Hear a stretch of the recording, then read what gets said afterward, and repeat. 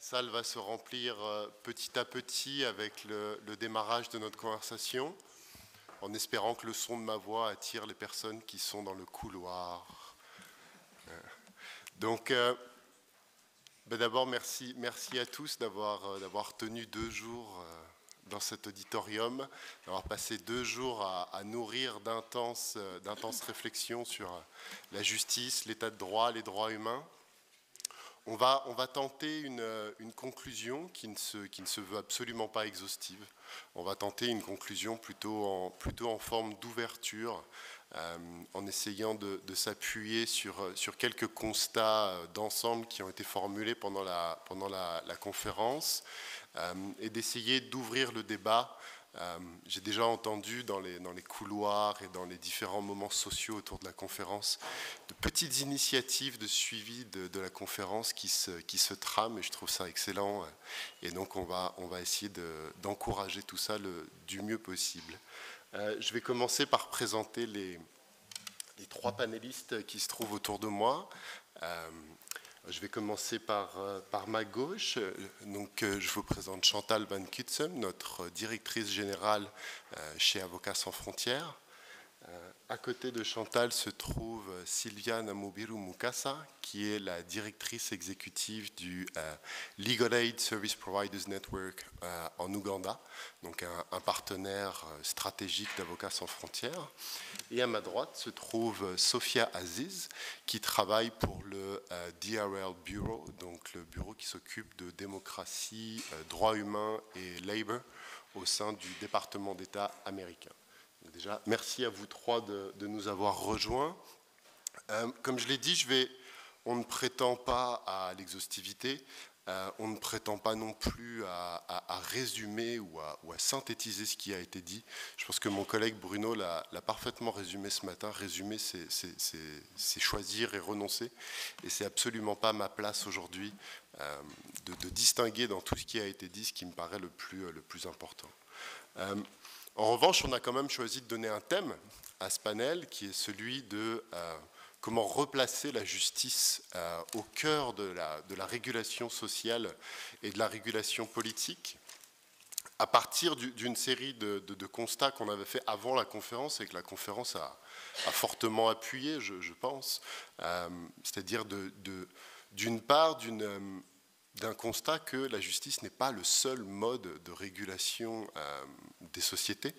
On a entendu à travers les différents travaux qu'il y avait aussi des vocations d'acteurs du secteur sécuritaire, des acteurs du secteur économique à s'auto-réguler, voire à dépasser leur propre champ pour aller réguler d'autres personnes par des logiques et dans des moyens qui sont différents de ceux de la justice, et notamment dans leur relation au droit.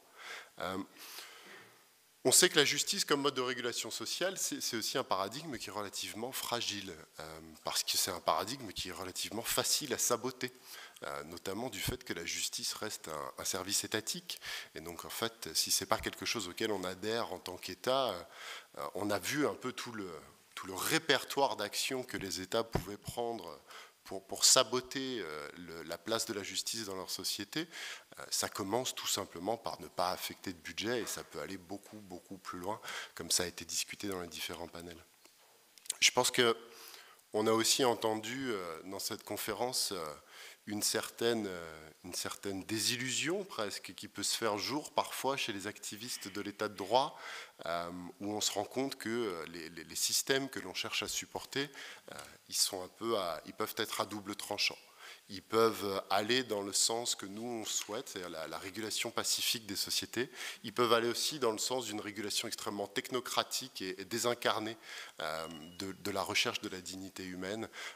En anglais, on parle de rule by law, qui s'oppose au rule of law.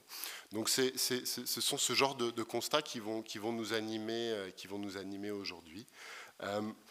On va essayer de faire une discussion relativement courte pour pouvoir ouvrir la discussion à l'audience le plus tôt possible. Et du coup, je vais commencer par interroger Chantal, de nous proposer de façon générale ce qui te semble faire écho aux positions d'un acteur global comme Avocats sans frontières par rapport à ce que tu as entendu sur les 2 derniers jours. Merci beaucoup Romain, bon après-midi à toutes et à tous. Alors en effet, je pense que l'idée de cette plénière, c'est pas de résumer ce qui a été dit pendant ces 2 jours de travaux. Par contre, c'est vrai qu'il y a une série de choses qui sont ressorties d'un petit peu tous les sujets qu'on a abordés.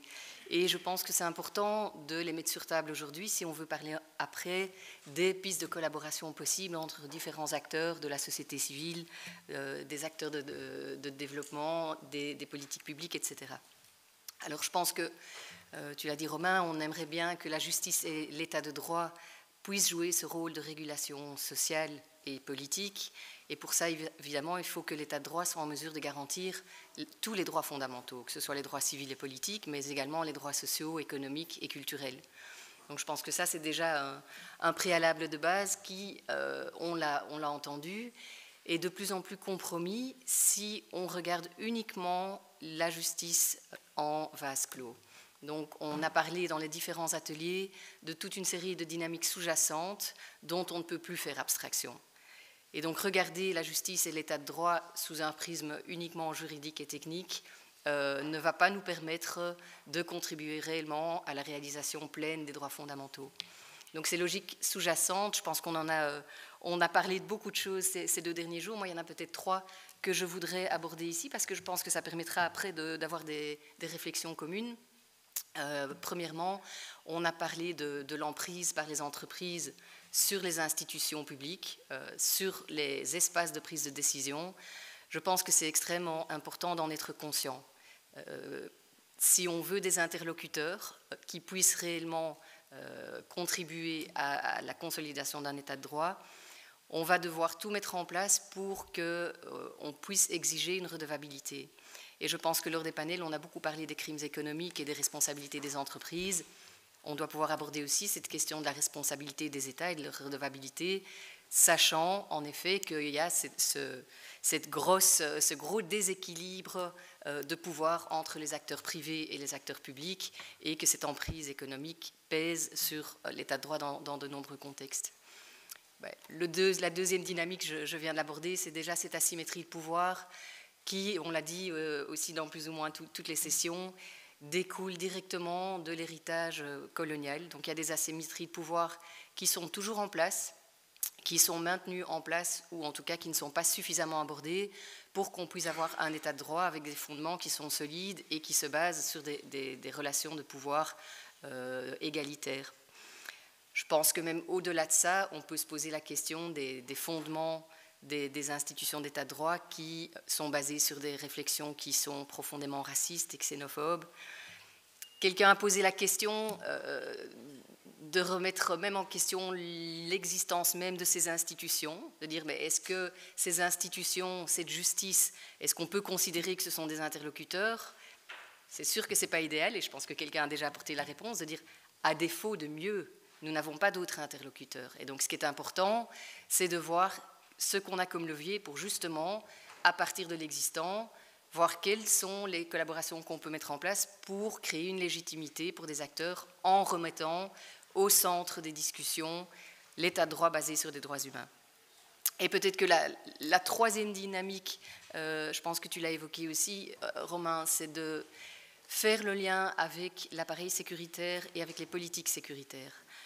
On l'a entendu, on est souvent dans des visions du tout sécuritaire, alors que là aussi le paradigme devrait être inversé et devrait partir de la sécurité humaine.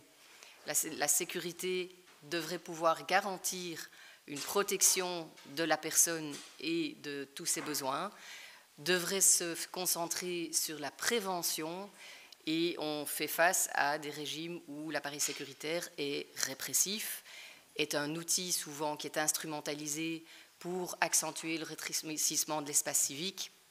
Et là aussi, on l'a tous dit, ce qui doit changer, ce n'est pas une petite chose, c'est réellement des changements systémiques qu'on va poursuivre.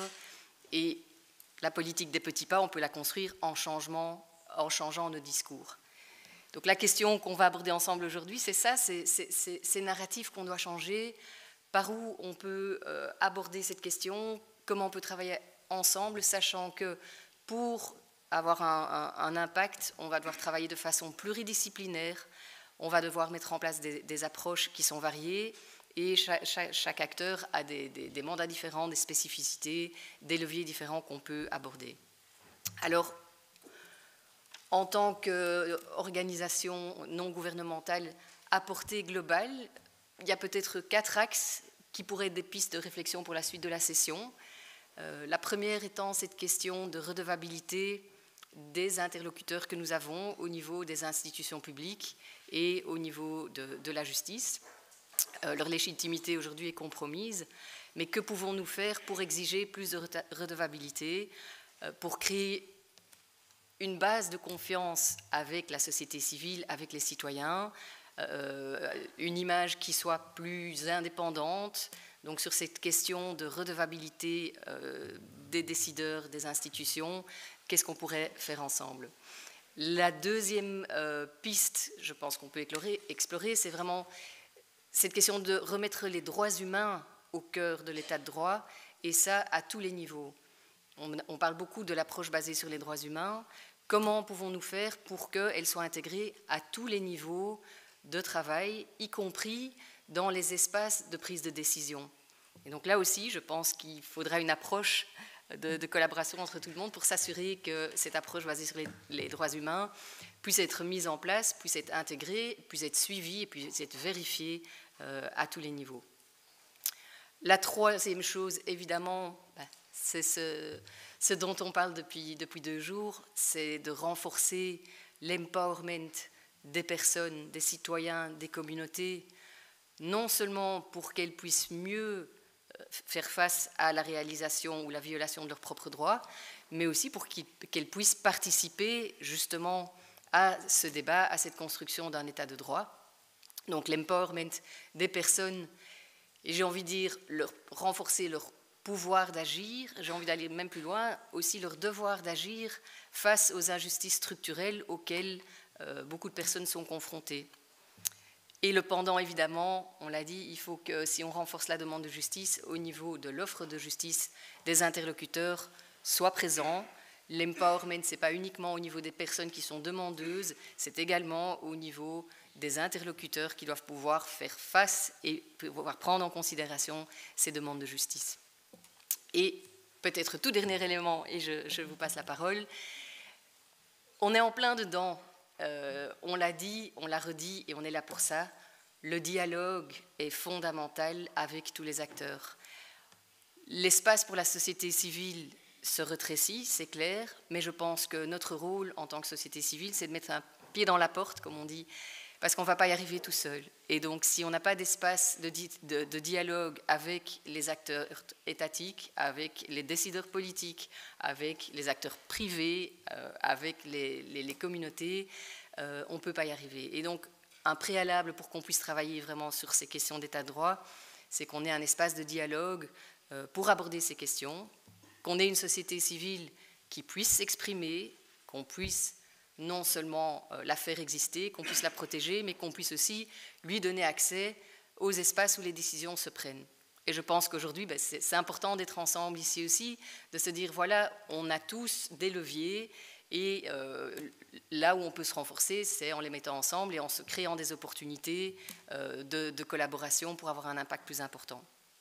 Je vais m'en tenir là, mais donc je pense que ce sont vraiment 4 axes où on peut explorer des collaborations avec les différents types d'acteurs.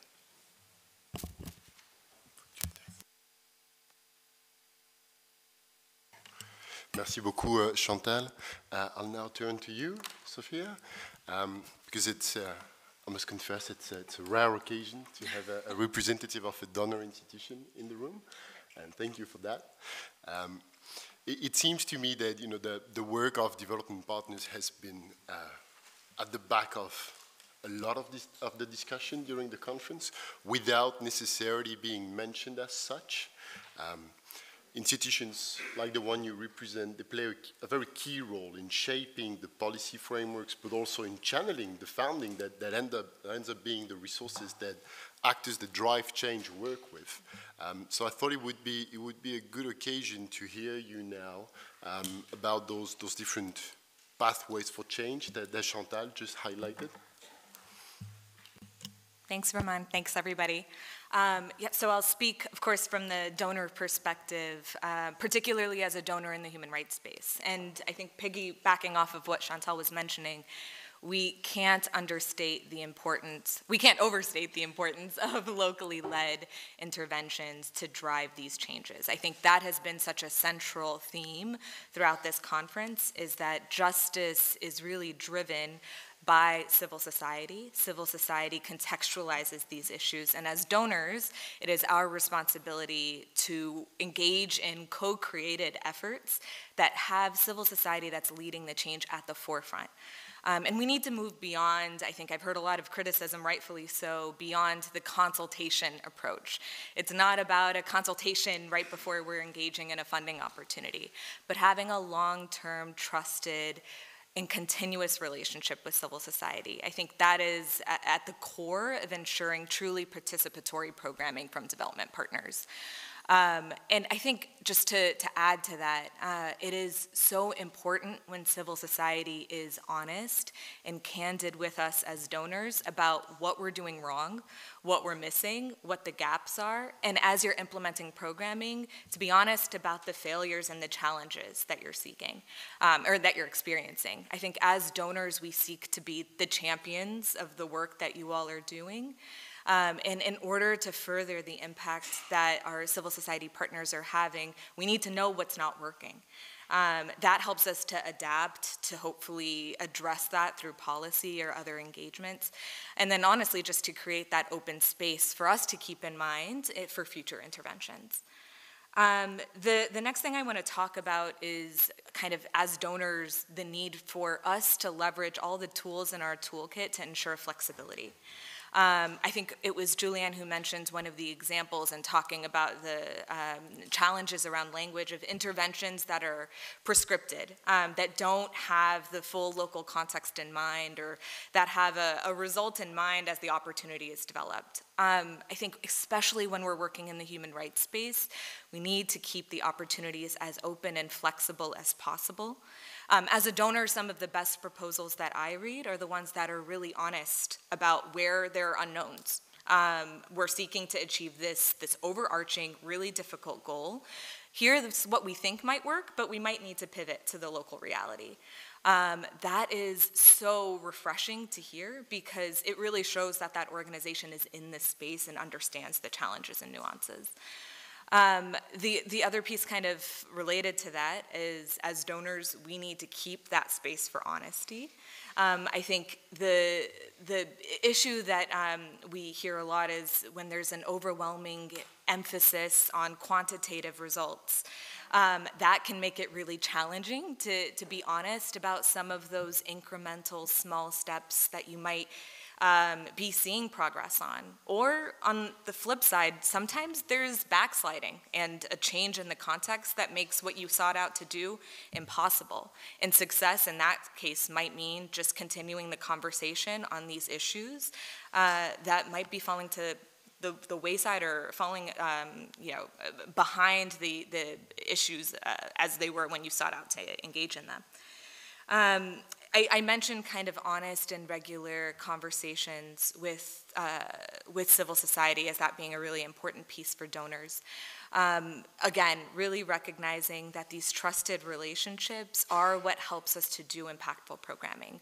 The communities that we're supporting through our funding are the ones who will define what success looks like. So we need to understand what successful programming looks like to them in order to design those opportunities accordingly. Again, not just a nod consultation at the design stage, but truly meaningful engagement throughout implementation. And Chantal just touched on the importance of both supply and demand side interventions. And that's something that as donors, I think we can be better about in coordinating those strategies. If we're all engaging in the supply side and nobody's engaging in the demand side, that's not effective, and likewise with the other way around. So beyond just encouraging our partners to collaborate with one another, and I know there's such an emphasis on that in funding opportunities, I think as donors we also need to ensure that there are holistic assistance strategies in place so that demand side interventions are influencing supply side and supply side is hearing from civil society and its efforts. And then the last thing that I'll say here is the importance of patience and long-term investment by donors. Justice is a global, ongoing challenge. We know that progress is never going to be linear. Political realities change, political will changes, and justice is just a challenging ideal for us to be chasing. That doesn't mean it is any less worthwhile to invest in. I think, as Romain was saying, it's so central to achieving human rights and protecting human rights that we need to be committed as donors to supporting these engagements in the long term, especially when there are challenges to it. Again, really driving that knowledge and that influence from the civil society organizations that are leading change. Thanks a lot for that. Well, I'd like to use some of that to move the conversation to you, Sylvia. I think, we keep hearing in the discussions that it is quite essential that local realities, local knowledge, they inspire not just the program, not just the output, but the entire policy that is going to guide the relation between human rights, rule of law, and well-being of the populations, right? So now, of course, I'd like you to comment across the board about what has been said so far and any other point you'd like to bring in. But something that I would really like to hear from you about is, what, as someone who leads the struggle on a daily basis for human rights and rule of law, fighting it out there, are you happy with those spaces? Do you find that those spaces are conducive enough for you to do that job of making sure policies end up working out? Okay, thank you so much, Romain and fellow panelists. I'll start from the point where you say, am I happy with the spaces? The answer may be yes and no, because of course spaces, we struggle for the spaces concerning the realities on the ground. I am from the civil society and moreover from the global south. So the context and operating environment tends to differ. I want to contextualize our struggles into scenarios where we have laws and regulations that tend to be, as Chantal said, repressive or restrictive, and tend to favor more of the governance or the rulers or the regime. And therefore, there is always that struggle to make sure that the laws and policies are for the vulnerable and are strengthened to improve livelihood and access to justice.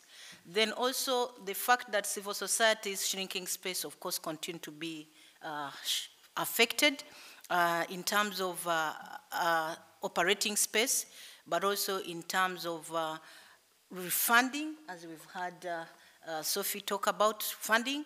So usually there is very little resources or minimal resources to engage. However, depending on how the approaches that you adopt as civil society, you tend to get some low-hanging fruits within the area of advocacy. If it means changing policies and advocating for policies, how do you engage with the policy makers, the parliament, the ministers, and all other stakeholders, especially the public, the demand side of justice, or what we call the beneficiaries? How do they get involved in this discourse of trying to get a framework that improves access to justice? So eventually, when you engage effectively, when you engage strategically, involving all the actors, the development partners with the resources and also the voice, involving the policy makers, and then you, the service provider in the area of access to justice, you tend to come out with meaningful outcomes that intend to improve the justice and access to justice as a whole. Yeah, so that's what I would say concerning the spaces we operate. Thank you. Thank you, and also maybe tapping into your perspective as a field practitioner, for lack of a better word. We're talking about all those changes, right? All those changes that justice systems have to undergo to meet expectations from what has been referred to as the demand side of things, and let's just say, demands from the populations.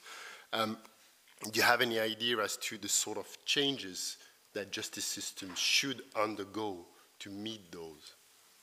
Thank you. Quite a lot of ideas for the changes. For example, the justice providers, that is the judicial systems to start with. Since they are more in the arbiter, we need to see transformative justice. A transformative and independent judicial system that seeks to address what the societies want to see as justice outcomes. Yeah, the emerging access needs anchored into the Sustainable Goal 16, which is peace, security, and inclusive justice. So you want to see a judiciary that is empowered by the legal framework in place. For example, in the country where I come from, right now, we've had the Administration of Justice Act passed. And it has kind of empowered the judiciary with autonomy and to access consolidated funds, and to plan and skill and resource. We'd like to see a judiciary where the appointing authority is hands-off.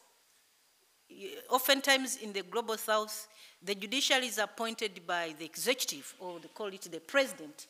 And when they are deciding justice, sometimes they tend to be compromised, because they are looking more at where their bread is buttered. So we want to see a judiciary that can stand on the side of the people and reduce inequality in terms of access to justice, but also come up with reforms that are geared towards enabling meaningful justice. Also in that line, we want to see a judiciary that is accountable. If the judiciary is accountable, we look at areas where they are very willing and interested in reducing corruption and bribery, because those are part of the bottlenecks that deter the justice seekers to get justice. What about reduction of technicalities and the time of delivery of justice?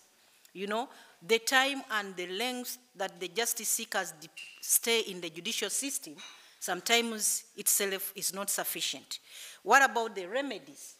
The remedies that come out should be restorative remedies, and also sufficient and also effective in terms of implementation. So that means that the judiciary would need also to change the mode of delivery and look at other enablers or supportive systems.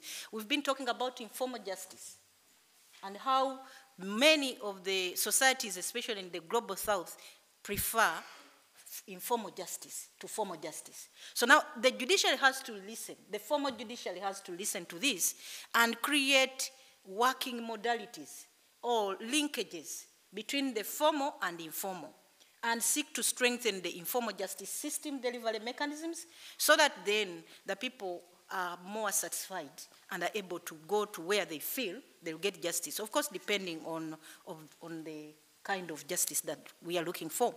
Also, the trends, the changing trends of justice, looking at the environmental now, being key, environmental justice, freedom of association, all those are areas that are coming up, especially under challenging the right to access justice or to demonstrate and be participatory in that process. So I think that speaks to the judiciary, but also we don't leave out the state that legislates. How do we get involved to ensure that the laws in place are responsive and are intended to make the societies better rather than repress more of what we've come to know as rule by law rather than rule of law. Rule of law means that the laws are meaningful and are intended to benefit those they intend to serve. Thank you.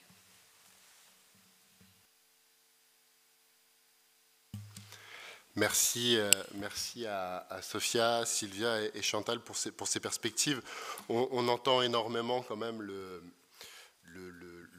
dilemme de vouloir, le dilemme d'une justice qui aujourd'hui se juge en tout cas sur des standards extrêmement techniques et est un peu déconnecté de la société et se pense devoir être déconnecté de la société pour pouvoir produire cette régulation par le droit, et à l'inverse des demandes sociales qui en fait demandent à la justice de mieux comprendre les enjeux auxquels font face les personnes. Donc on a entendu pas mal de concepts clés dans les interventions de Sophia et Sylvia, je pense, qui avait déjà été formulé à d'autres moments de la conférence, notamment cette idée de dépasser un peu la justice comme une simple instance d'arbitration pour rentrer vers des modalités plus transformatives et réparatrices de justice.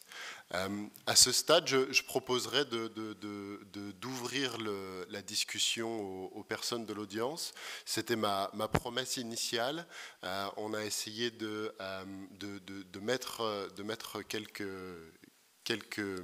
quelques articles à la discussion, et je pense que les panélistes seraient ravis de pouvoir, à partir de là, discuter à partir de vos propres questions. Donc s'il y a des questions, des commentaires, des réactions, des choses à partager, c'est le moment. Merci pour la parole. Je voudrais intervenir par rapport à l'exposé de Madame Sylvia Namoubiron. Alors, elle a parlé de l'indépendance des juges, disons, de dépendance des juges qui est nommé par le président, et il a des comptes à rendre, des redevabilités, il ne sait pas bien faire son travail. J'aimerais qu'elle donne une proposition par rapport à la nomination de juges ou de magistrats. Parce que dans un pays, il n'y a que le président de la République, ou je ne sais pas le système, ou le roi qui nomme le magistrat. Et le magistrat qui est nommé, je pense, il a une personnalité, il a une conscience. Il est nommé pour travailler pour le compte, pour servir la nation. Ce n'est pas par le fait qu'il a été nommé par le président de la République et qu'automatiquement, il est redevable vis-à-vis. Non, ça c'est la Constitution, c'est la légalité. Je peux peut-être vous choquer. Chez nous, par exemple, en République démocratique du Congo, à l'époque où l'exécutif avait la main sur le pouvoir judiciaire, il y avait moins de scandales par rapport à l'indépendance totale aujourd'hui du pouvoir judiciaire. Moi, je pense qu'il y a question de personnalité, de conscience du travail. Je donne un autre exemple, toujours dans mon pays. Nous étions pendant la période électorale, je crois 2005, il fallait décider sur l'éligibilité d'un candidat qui était présent en exercice. Mais il y avait un magistrat, haut magistrat du parquet général de la République, qui avait donné son avis à l'audience que le président ne peut pas postuler parce qu'il est toujours militaire. Et ce haut magistrat-là a été nommé par ce même président. Mais il avait pris le courage de donner son avis à l'audience publique. Quoique cela n'a pas été suivi par le juge de la Cour suprême, mais il avait donné son point de vue. Il n'a pas été étranglé. Il a exercé jusqu'à ce qu'il ait été retraité. Moi, je pense que c'est une question de personnalité, d'honnêteté. Voilà.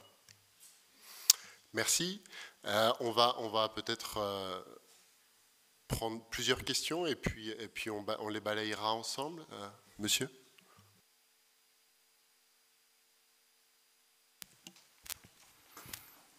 Good afternoon. My name is William Sadelewa. I'm from Nigeria. Thank you for giving me the platform. A lot has been said during this conference, so I wouldn't want to repeat what has been said. But however, I just want to lend my voice to one or two things. Firstly, I think the CSO, the trade union, and other developmental agents, it's high time we try to expand our scope, our mandate. And how can we do that is this. I think we should engage in capacity building because as it is today, I'm a practicing lawyer and I relate more with the state actors. I relate with police where I see them as a victim of the system as well, because a lot of them, looking at where they live, using my country for example, I think all this have a kind of ripple effect on them. And looking at Nigeria also, a lot of laws is in place as regards human rights to curb their abuses and all sort of infringements. But we always ask ourselves some questions. Why are all these laws not being enforced as it is? And at the long run, what some of us find out is that a lot of all these people doesn't even know what the law says. They don't know. So I think the idea of seeing these people like having a kind of imaginary enemy, seeing them as an enemy, we should find a way to do away with this, try to engage them, do a kind of capacity building for these people just to know the law. Take for instance, the law in my country says that yes, as a lawyer, I have the right to conduct sections with my clients that is in custody, but the police still want to be there while you are conducting this, which the law is against. It's actually wrong. I've had instances where they will stand and say, okay, speak English. I said, no, I don't need to speak English. I can speak the local dialect where the people will understand, and it become a problem at the same time. So, to me, this is more of a systemic problem, because we've seen people that move from the CSO, move from the trade union, and they join the government. But when they get there, they change. Like my brother from Niger said in the morning that his friend became Minister of Justice, and when he got there, he became one of them. We've seen these situations. How do you explain your colleagues in the office as a lawyer that move from being a practicing lawyer to become a judge, or move to become a police, and yet become part of them? So it's a systemic issue. So I think we should do more in capacity building rather than having this imaginary enemy, rather than seeing them as people on the other side.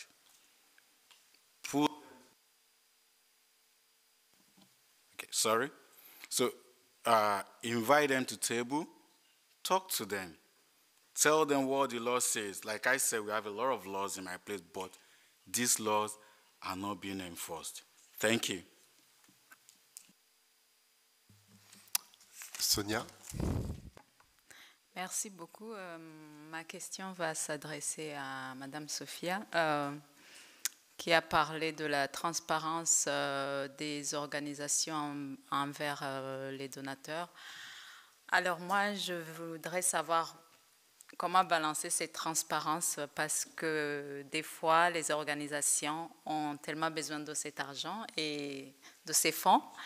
Et parler de ses faiblesses, de ce qui ne va pas, ce qui va dans ce qui marche, des fois, c'est pas facile, parce que on va avoir peur que si on parle de ses faiblesses, finalement, on n'aura pas ces fonds.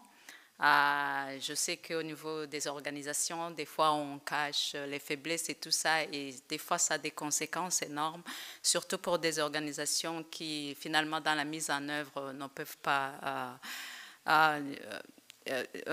mettre en œuvre ce qu'ils ont promis de mettre en œuvre. Alors, comment balancer cette transparence? Parce que les donateurs aussi, des fois, ils ne sont pas prêts à entendre les faiblesses. Ils veulent savoir que vous êtes capable, que vous allez mettre en œuvre comme dans les conventions. Alors, comment balancer cette transparence? Merci. Merci Sonia. Madame?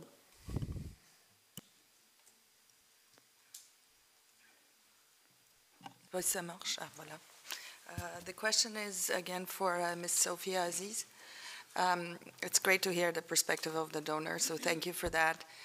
My question was, even donors have a limited budget, so what are your strategic priorities now, and do they see them shifting in the current geopolitical context, or not at all? Thank you.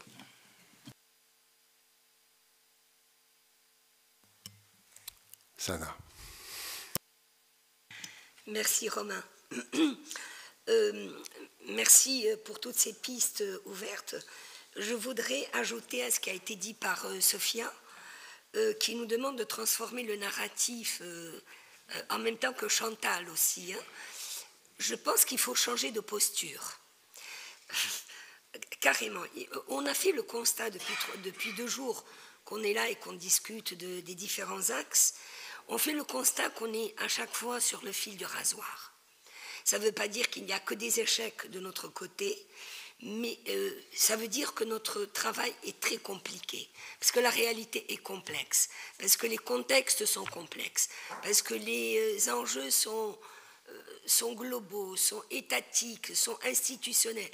Ça nous dépasse à beaucoup de points de vue, ça nous dépasse, on n'a pas de prise sur les choses. Et donc, je pense qu'on devrait ajouter parmi les principes que Sophia a essayé de dégager une sorte d'humilité qui est nécessaire dans le travail de la société civile, de connaître d'abord nos limites, de ne pas croire qu'on va réussir du premier coup un peu ce qu'on fait quand on est une association de services qui est considérée d'ailleurs de manière générale dans la société civile comme une association de seconde zone, parce qu'on fait de l'aide légale, parce qu'on fait de l'accompagnement, on est sur le terrain, mais on fait du plaidoyer aussi, on fait de l'accompagnement, on fait du changement par petits bouts, par petits pas.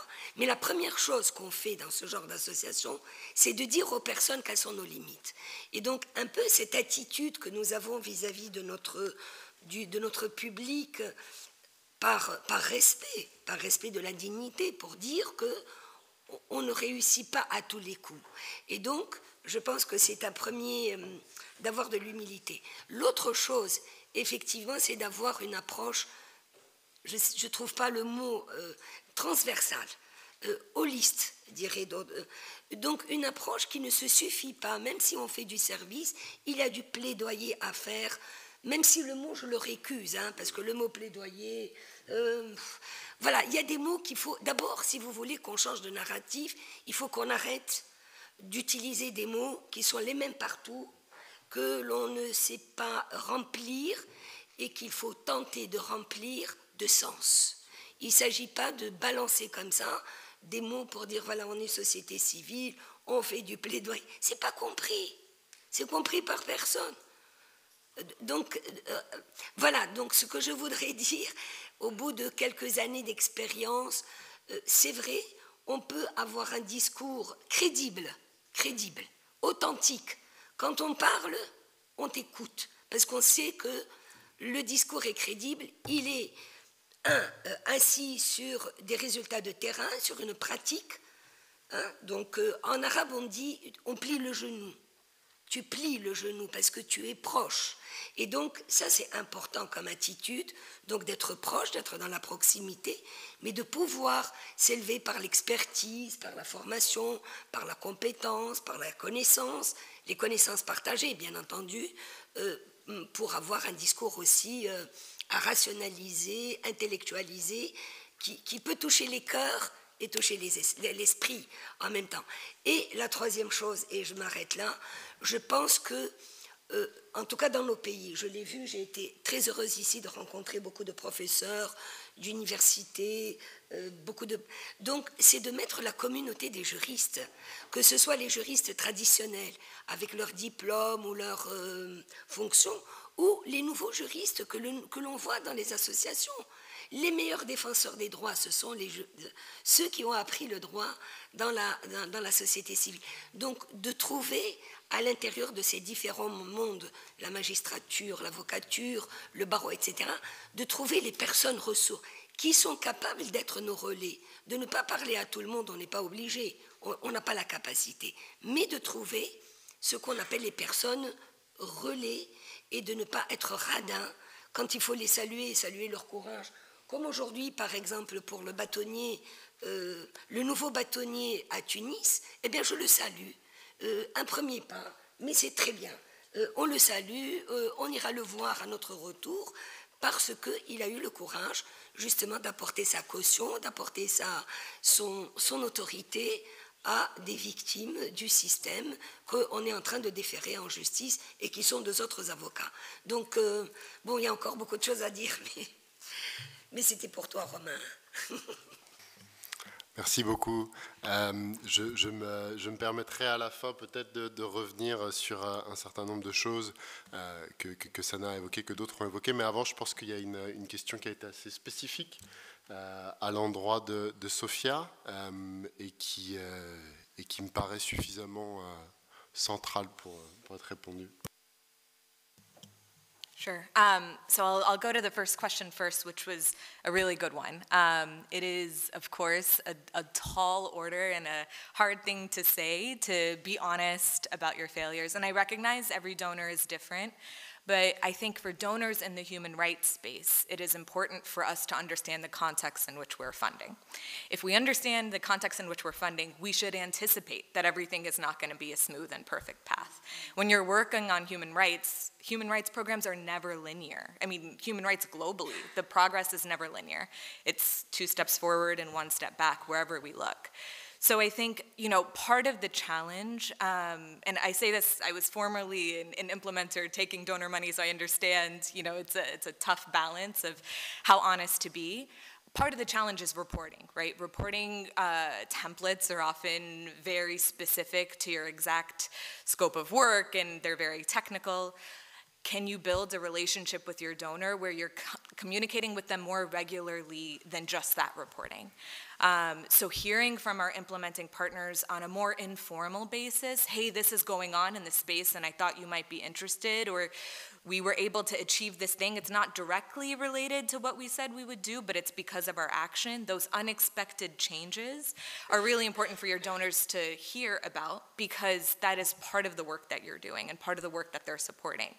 So I think developing those relationships of trust, again, recognizing it's going to vary donor by donor, how open they are to hearing about the failure, but I think if you have that proactive relationship, it gives you the platform to explain to them a little bit more the context, the space that you're working in and the challenges you're dealing with, so that if you're not able to advocate to pass that law because Parliament hasn't been in session, that is not a surprise to them. I think, again, hoping that donors understand the context that they're working in, but offering up that proactive communication to make their understanding even clearer. And again, I think Antonio mentioned a little bit the importance of looking at those smaller achievements. You might have those in your program that I think oftentimes some partners don't even think to tell the donor because it's not specifically what they said they'd do in their proposal, but it's a huge thing. Maybe you've successfully, led a conversation or started a debate that's gone viral and it wasn't what you intended to do, but it's happened as a result of your work. That'll show the donor that you're making progress, that you're leading the movement, that they're investing in the partners who are leading change and creating these champions for these issues, even where things aren't going in a perfect line. As the proposals are always ideal. That's what wins you the money. But I think for donors in the human rights space, we have to understand things cannot happen exactly as they're written 2 years sometimes before the funding comes through, or a year before. The next point, I think, on the geopolitical context and shifting priorities, it's a good one. I work specifically for a bureau that is focused on human rights globally, so that is not changing. Our priorities globally are not changing. But we recognize the economic situation globally, and the reality for donors might shift. I've heard of that anecdotally from some of the partners we're supporting, that certain funding opportunities that they thought might come through aren't coming through. It's for sure a huge challenge and unfortunate reality. From where I sit, I can say that is not happening, but of course recognizing that's not the case for all donors globally, and that budgets are shifting at the moment. But that said, again, I think that's where, for the donors who are in the human rights space and who are committed to justice issues, we can be champions for continuing this work long term and continuing these investments even where there are other urgent priorities or shifting changes, where we understand and can speak effectively to what you're doing. And again, I think that comes from these trusted relationships where we have the understanding of your work on a really detailed level to be able to be the voice of those efforts, because funding cycles are year-long. It's never just before the opportunity is released. There are planning processes and budgeting discussions and negotiations, and we can be most effective as your donor points of contact where we fully understand the work, which I think ties to the other point of those close and continued relationships. Thank you so much. I'd like to redirect a couple of questions to Sylvia. I think, sorry if I didn't catch your name properly, the gentleman for Kenya, from Nigeria rather, put his finger on something that has been transpiring across the debates of this conference. That is that I think we are sometimes a bit equivocal in the way we engage with the state. We go halfway into it. Because we know that the state is on both sides, right? It's often at once the perpetrator of human rights violations, but also one of the possible ways of supplying solutions to the issues we're working on. So I was wondering what is your take, Sylvia, on this? Relevant strategies of engaging with the state in a strategic manner, and maybe more accurately, we often hear the catchword of capacity enhancement, capacity building. Is knowledge sufficient? Or is there something else that civil society can do to activate the action of the state in the way we want it to be? Okay. I think he raises a pertinent issue, especially on how civil society engages with state actors. And it depends on the operating environment where you are operating at a given time, but also the relationship you have built over a period of time with the state to trust you. If, for example, you have been part and parcel of the process of the reforms, and you are contributing to the reforms through research and knowledge management, through providing actual resource in terms of skilling, through being on the same table when there are discussions, then the state begins to trust that particular civil society organization. And I think for our case, where I'm coming from, because we provide legal aid, and we do lobby and advocacy, but also research and knowledge management, you find that you get platforms where the state welcomes you because you are adding value. To the extent that you can even be co-opted within the judicial circles if they are doing certain reforms like practice directions, like developing strategies to fight corruption, and you are even put on the task force. And that way you add value, you engage within diplomatically. But then there are instances where you are doing or checking the state on areas where there are serious violations, maybe through public interest litigation, maybe through a different form of advocacy. Then the state begins to look at you with this eye of, this one is more of a sabotager, a spoiler. So you may not easily get to learn to be able to engage effectively in terms of building capacity. So the choice you make, either through dialogue, diplomacy, or specifically sticking to the mandate for which you are established as a civil society, helps you to be co-opted and provides an enabling environment for you to engage. But I must say, across many of the institutions within Africa and even Europe, we see much and more collaboration and public and private partnerships within state and non-state actors. So it's not all lost, but to build on that and strengthen those relationships and close off those which we think are a bit volatile or a bit not so palatable. You need to read the times and be able to move, because ultimately justice has to continue and justice delivery mechanism has to be maintained. Thank you. Thank you, Sylvia. Indeed, the question of the partnership between civil society and the state is an extremely tricky one, right? Because you have to demonstrate your usefulness while retaining your independency as someone who can at once advise and criticize. And then it becomes quite difficult to get that across to the state, that you're that sort of two-pronged, you bring that sort of two-pronged partnership on the table. And so that is extremely tricky to make them understand, right? Well, like I've said, it depends on the approach. I think the most important thing is to maintain balance, objectivity, and the mandate for which you are. So if you begin to dwell into areas where you don't have a mandate, where you cannot defend your position, then you are likely to find yourself into conflict with the state. So the mandate is a critical issue. The approach is very important. The maintaining of the balance, because also understanding the state actors, where they are coming from, all is that very important. But most importantly, your independence as a watchdog, because you remain the voice of the people, and you are in between the demand and supply side. So you need to be very cautious on how you handle. Thank you very much, Sylvia. Chantal, je voudrais te diriger vers toi les commentaires de Sana, je pense, qui parle un peu de l'autoconception que des acteurs de société civile peuvent avoir donc de même. Et donc moi, je retiens effectivement quelque chose de très fort dans ce que dit Sana sur ce principe d'humilité et aussi certainement la question de la mesure de nos succès. Je crois que ça a été beaucoup abordé ce matin dans la séance sur le plaidoyer. On ne peut pas tout avoir d'un coup. Et donc souvent pour nous, l'essence, c'est de savoir quel est l'objectif réalisable ici, qu'on peut aller prendre, et comment à partir de ça, essayer de créer une dynamique, essayer de créer un élan qui va peut-être retourner les choses dans un sens plus favorable à ce que l'on pousse. Voilà, je te laisse la parole là-dessus. Merci Romain.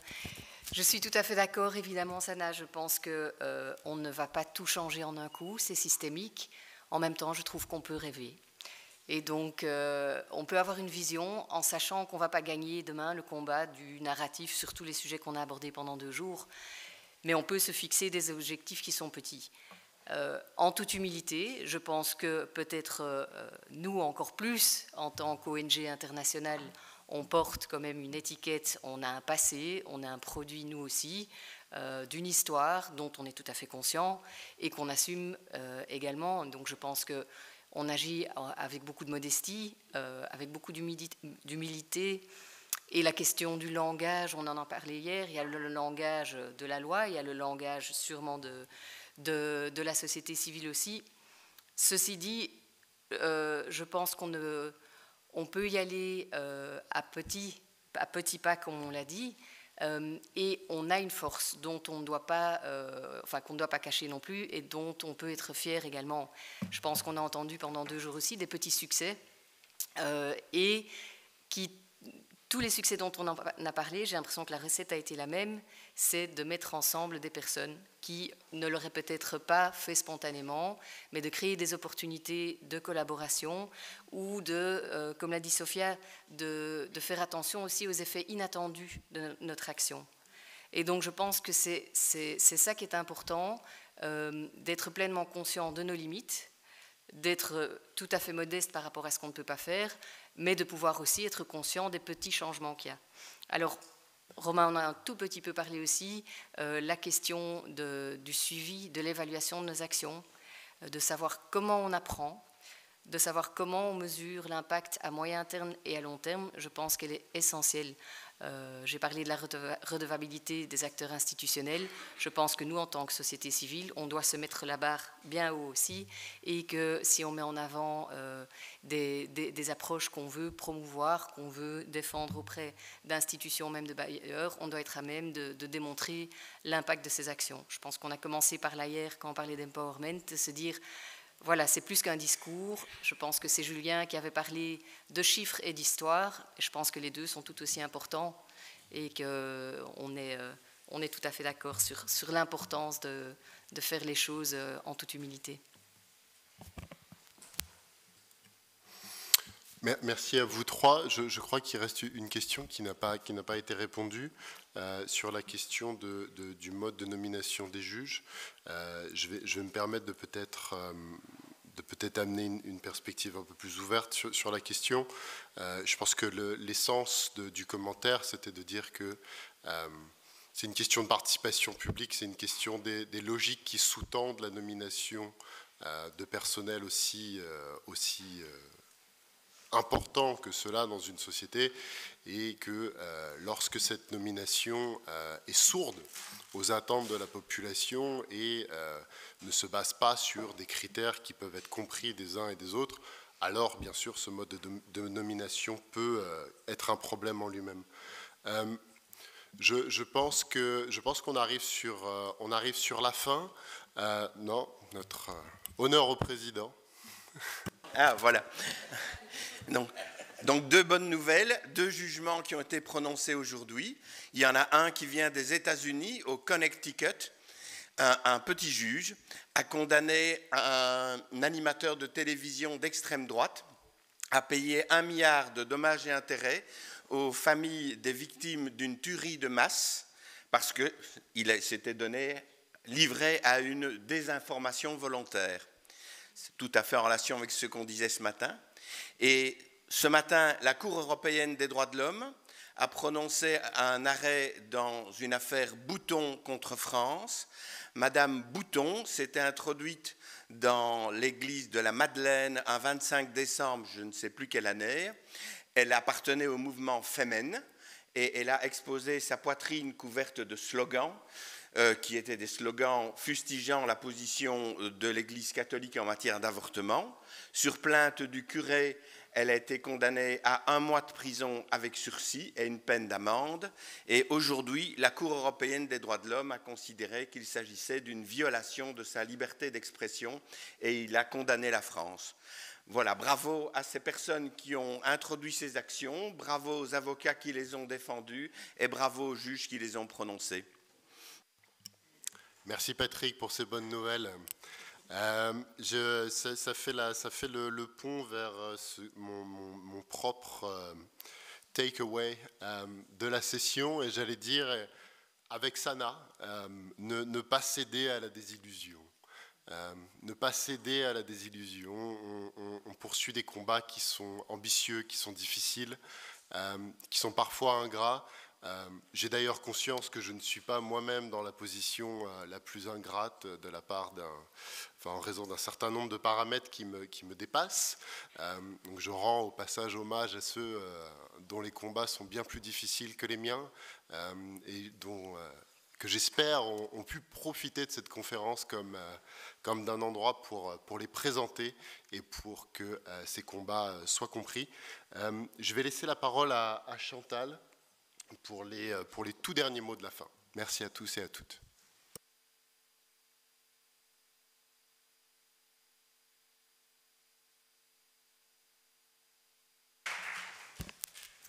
Thank you, Romain. Thank you, Sophia. Thank you, Sylvia. I wanted to thank every one of you to be still in this room, because I know it's been 2 long days, but it's been so rich in exchanges. Je pense qu'on est tous arrivés et toutes arrivées avec quelque chose et qu'on ressort, comme souvent lors de ces événements, avec un sac à dos qui est plus rempli que quand on est arrivé. Et c'est vraiment ça l'objectif de ces conférences. On n'est pas dans de la transmission. On a eu beaucoup de présentations, mais je pense que le mot d'ordre, il a été celui qui a été rappelé encore ce matin. C'est l'ouverture, c'est la création d'opportunités, c'est de se rendre compte qu'on est dans un monde qui est pourri, mais que la belle chose, c'est qu'on est tous là, et qu'on est toutes là pour la même raison, c'est qu'on croit que même qu'en mettant les droits humains au centre des réflexions, au centre de la gouvernance, il y a moyen d'améliorer la situation de toutes et tous dans les sociétés dans lesquelles nous vivons. Donc je pense que c'est vraiment sur ces messages et sur ce message d'espoir que Patrick nous a communiqué. Il y a des personnes courageuses, vous, il y a des juges courageux, il y a des bailleurs courageux, il y a des personnes sur lesquelles on peut s'appuyer. Après, il y a des compétences, il y a des moments, etc. Mais il y a avant tout des personnes et je pense que vous en faites toutes et tous partie. Donc merci d'avoir contribué à cet événement que j'ai trouvé extrêmement riche. Un énorme merci évidemment à tous les panélistes qui sont intervenus durant ces 2 journées, mais aussi à chacune et chacun des participants, parce que je vous dis, c'était pas une conférence, c'était un moment d'échange auquel tout le monde a pu contribuer. J'aimerais remercier aussi toutes les personnes qui sont enfermées dans des aquariums depuis 2 jours. Merci aux traducteurs.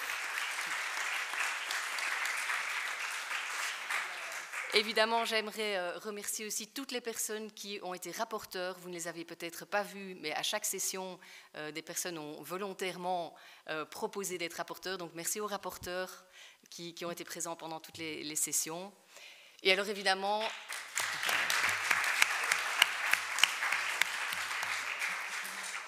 un énorme merci à notre équipe de choc que vous voyez au fond de la salle.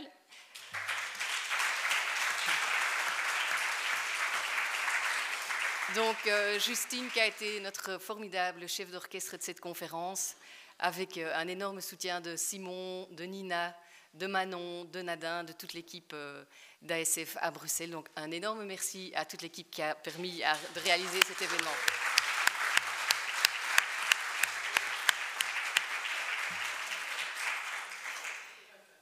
Notre conseil d'administration, qui est toujours présent aussi après 2 jours, alors qu'ils ont tous un agenda très chargé. Donc, merci d'avoir été présents et d'avoir partagé ces échanges avec nous. Vous êtes plusieurs à encore être là, les anciens et les actuels. Donc, ça fait plaisir de savoir que les personnes qui ont commencé cette mission d'Avocats sans frontières il y a 30 ans sont toujours là, sont toujours présents. Ça fait chaud au cœur de vous avoir parmi nous également. Merci.